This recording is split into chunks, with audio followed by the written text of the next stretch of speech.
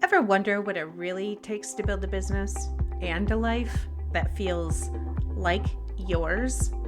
Welcome to That Big CEO Energy. I'm Callie, entrepreneur, operations whiz, and your go-to for the real, raw, and unfiltered side of business and life. Because let's be honest, entrepreneurship isn't just about strategy and success. It's about figuring out who you are in the messy middle, trying new things, well, just because you can, and creating a life that actually fits you. From solo deep dives to candid convos with powerhouse business owners, we're talking all about the highs and the lows and the why did no one warn me about this moments that come while chasing big dreams. So let's get uncomfortable, embrace the chaos, and make it happen.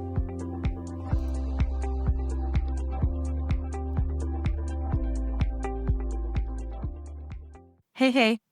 Today's episode is a little bit different because we're going to talk about something that doesn't get nearly enough attention in the business world, and that's your body. Embodied CEO energy, where you lead from your body and not just your brain. Now, if you're rolling your eyes a little bit, I get it. It might sound super woo or abstract, but stick with me because what I'm about to share has completely transformed the way that I make decisions, the way that I lead, and the way that I run my business. And I have a feeling that it's going to land for you too. Here's the thing. Most of us have been trained to live in our heads. We've been taught that logic is king, that data is everything, that if you can't rationalize it, it's not valid, right? And so we disconnect from our bodies. We ignore the signals. We override the gut feeling that we have. We push through exhaustion, tension, discomfort because we think that that's what it takes to be productive. But here's what actually is happening.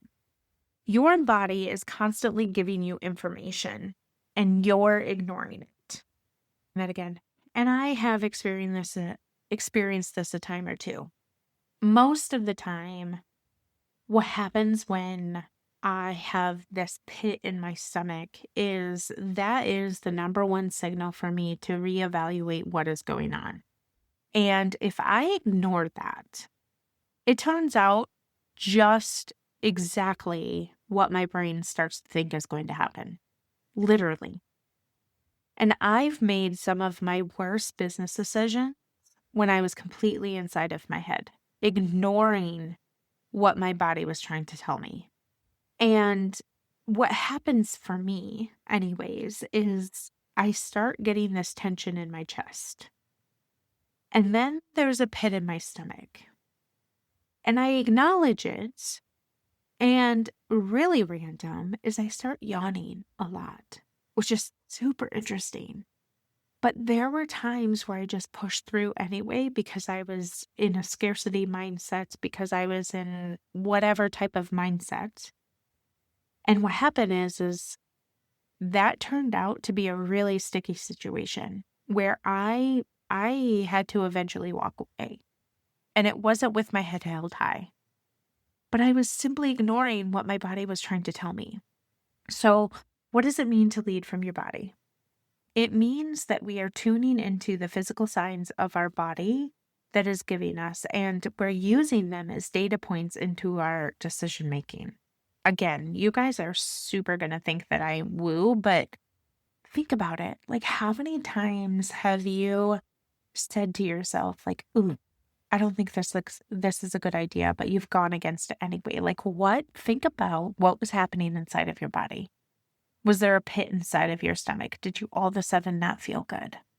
But like when it means that you're noticing when your chest tightens during a sales call and you're asking yourself, is this excitement or dread? Most of the time it's dread, right?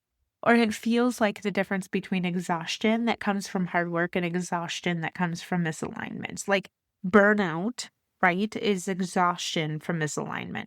It is not exhaustion from hard work. Yes, you have been doing hard work, but it is because you are misaligned to whatever it is that you are attaching yourself to. And it means that recognizing that your intuition isn't some mystical force. It's literally Intuition is your body processing information faster than your conscious mind can.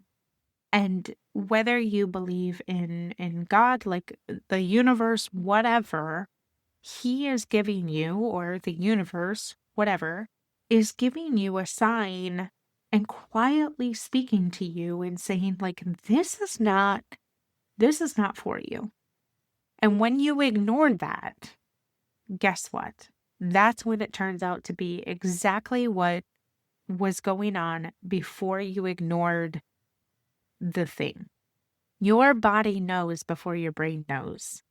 It literally picks up on energy, on misalignment. And when you're embodied, when you're actually paying attention, when you're listening to the Holy Spirit, you can access that wisdom.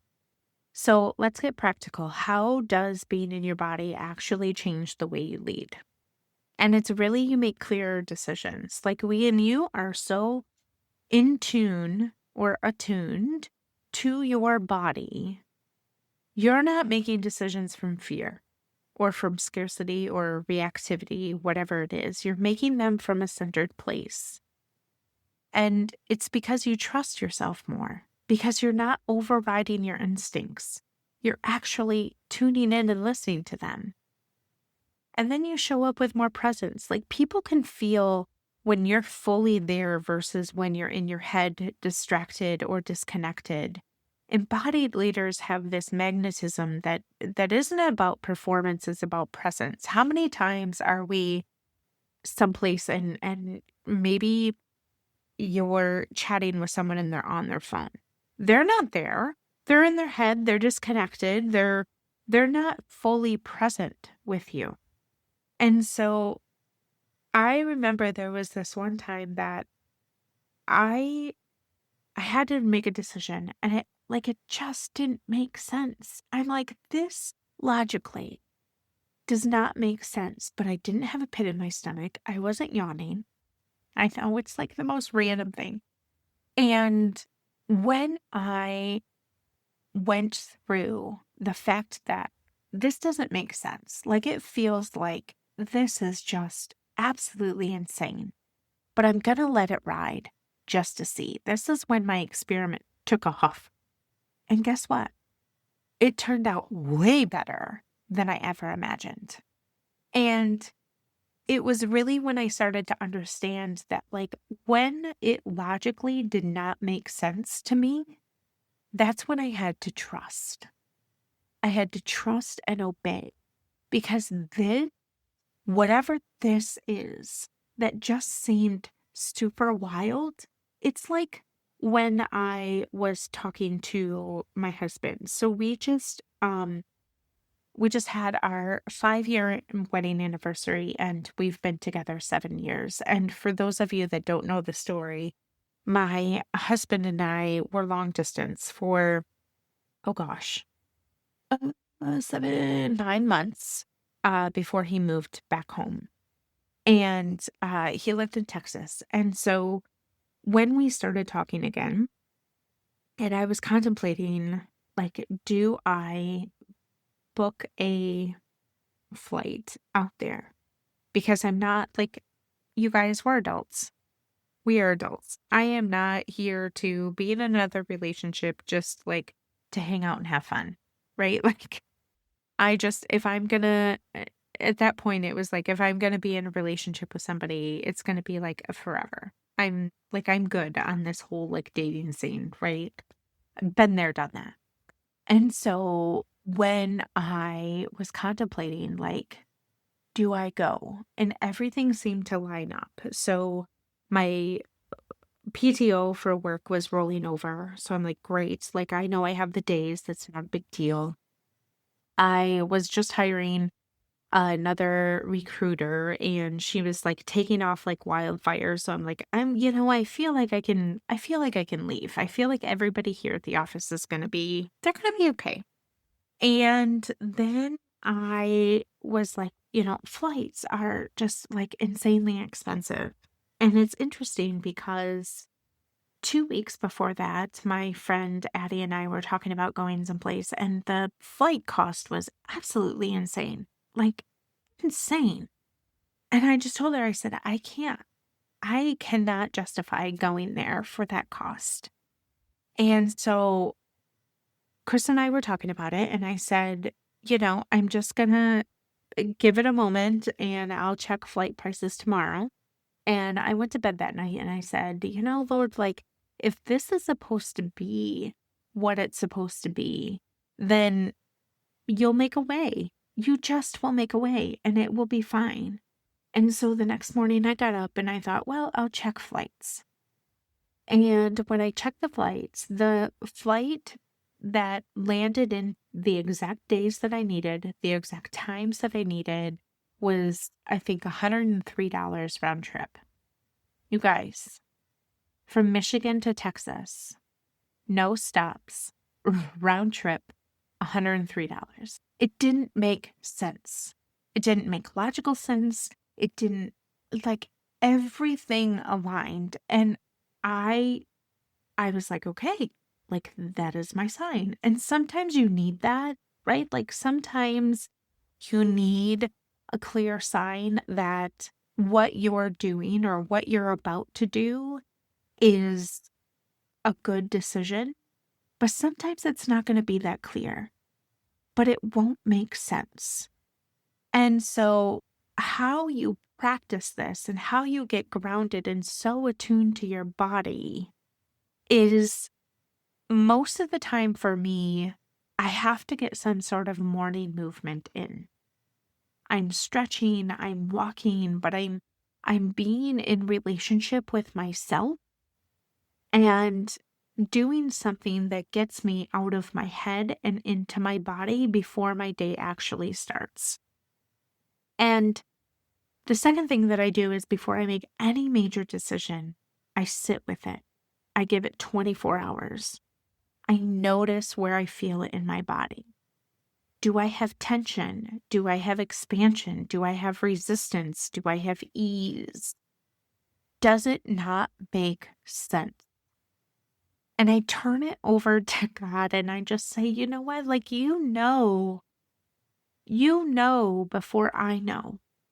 And so if this is something that I'm supposed to do, like, I'm just going to know, and I'm going to be easeful with it. And something that sounds so simple that we often forget to do is pausing to breathe. But most of us are holding our breath all day long without even realizing it. And so breath brings you back to your body, right? It brings you back to your center. And it allows you to notice physical cues that are going on, maybe in conversations, right? So when you're on a call or in a meeting, notice what's happening in your body. Are you clenching your jaw? Are you holding your shoulders up, like right next to your ears? Your body is trying to tell you something. And then number 5 is, rest is a non-negotiable. And people who lead know that this isn't optional, but your body needs it to function. So honor it. And here's what I've noticed when I've started leading from my body and not just from my brain, is that I trust myself more. I don't second guess my decisions as much because I know that they've come from a very grounded place. I know that they've come from the one who, for me, I'm a God girl, but they've come from a place that has my best interest at heart, and it's going to turn out way better than imagined. And amazingly enough, I have more energy because I'm not constantly overriding my body's signals and pushing through the exhaustion. But I also show up differently. I show up differently with my clients, with my team members, literally everyone. Like, they feel this shift. There's this calm, peaceful presence about me that just wasn't there before. And here's what I want you to walk away with today. Your body is not separate from your business. It's not something that you manage or override. It's not like another task list item that you need to get away with. It's one of your most powerful leadership tools. That when you learn to listen to it, when you learn to trust it and to lead from it, everything changes. So if you've been living entirely out of your head and making decisions from logic and data alone, I want to invite you to come back into your body, to notice, to listen, and to, most importantly, to trust it. If this episode deeply resonated with you, maybe share it with someone who needs to hear it. And I hope you have a great week. Thanks for being here. Hey, friend. Thanks for hanging out with me today. If something in this episode clicked for you, I want you to shoot me a DM over on Instagram. The link is in the show notes. Let's chat about how you're making the messy middle work for you. If you loved what you heard, would you mind sharing this episode with a friend who needs to hear it too? And drop a quick review if you don't mind. It helps get the word out, and I appreciate it more than you know. Catch you in the next one.